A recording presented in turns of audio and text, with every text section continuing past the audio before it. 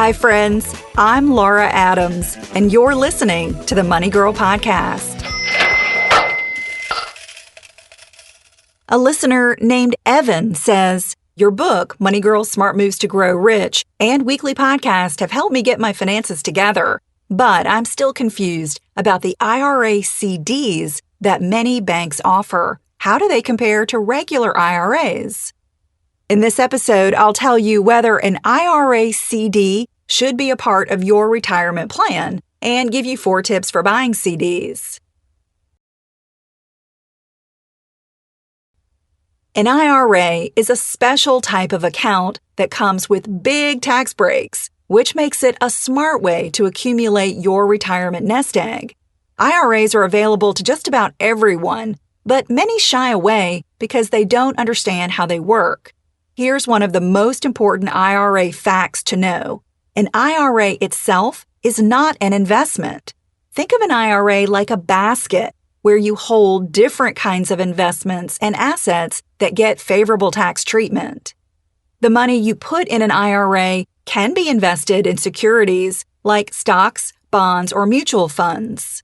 Or it can be held in non-investment accounts like a savings or CD, which stands for Certificate of Deposit. What you put in an IRA is up to you because you manage every aspect of it. You open the account, send contributions, and choose how to allocate your money. There are different kinds of IRAs for individuals, the self-employed, and business owners.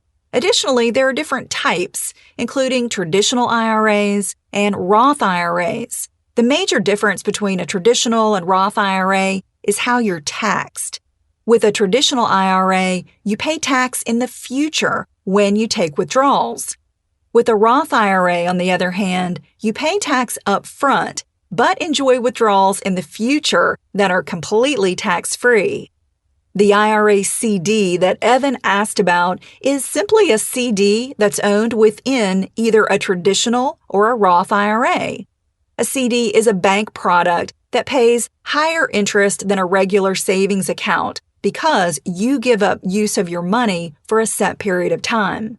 For example, you could purchase a $5,000 CD with an annual percentage yield of 1.35% and a term of 4 years. At the end of the term, or maturity date, the CD would be worth about $5,275. But if you withdraw money from a CD before the term is up, you'll generally get hit with a steep penalty. As I mentioned, a CD is just one type of product you could own in an IRA. A CD can also be owned outside of an IRA. However, the earnings would be taxable.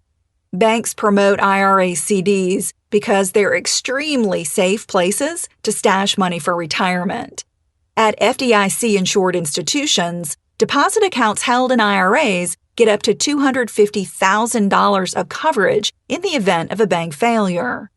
However, the FDIC never insures money you put in investments, such as stocks, bonds, or mutual funds, even if you purchase them through an insured bank.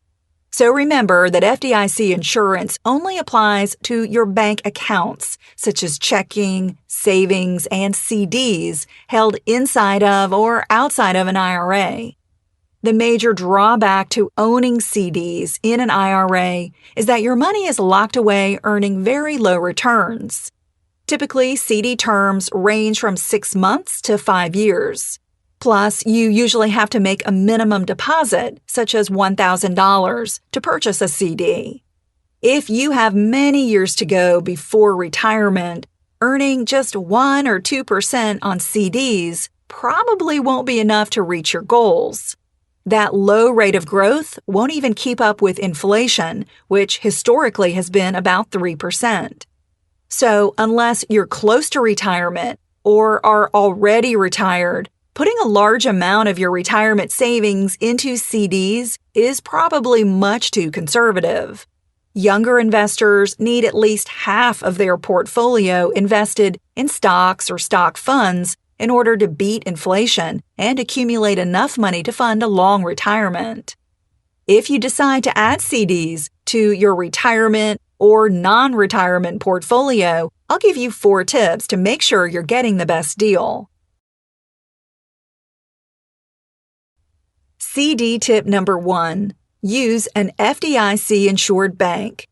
Not all financial institutions that sell CDs are actually insured by the FDIC. Visit FDIC.gov and use a tool called Bank Find to make sure. Additionally, if you buy a CD through a broker, verify that he or she will only place your funds into a CD account at an insured bank. CD tip number 2. Research early withdrawal penalties.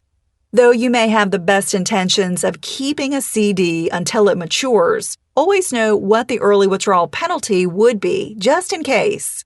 If you own a CD inside a traditional IRA, you'd also have to fork over income taxes, plus an additional 10% penalty if you withdraw funds before age 59 and a half. CD tip number 3. Understand the renewal terms. There are many different types of CDs, so review the account agreement carefully. Make sure you know when a CD matures, if it renews automatically, and what the new interest rate would be. CD tip number 4. Beware of high advertised rates. When you find CD interest rates that are advertised well above the industry averages, be wary. The product may not be a true FDIC-insured account, or it could be a marketing ploy to sell you another financial product. To sum up, an IRA can be opened at just about any financial institution, including banks, mutual fund companies, and brokerages. Then it's up to you to decide whether adding CDs to your retirement basket is the right financial move. To read a transcript of this show, connect with me on social media, or submit your money question, go to the Money Girl page at quickanddirtytips.com. This podcast is called What is an IRA CD? And it's episode number 304. I'm glad you're listening. Cha-ching! That's all for now, courtesy of Money Girl, your guide to a richer life.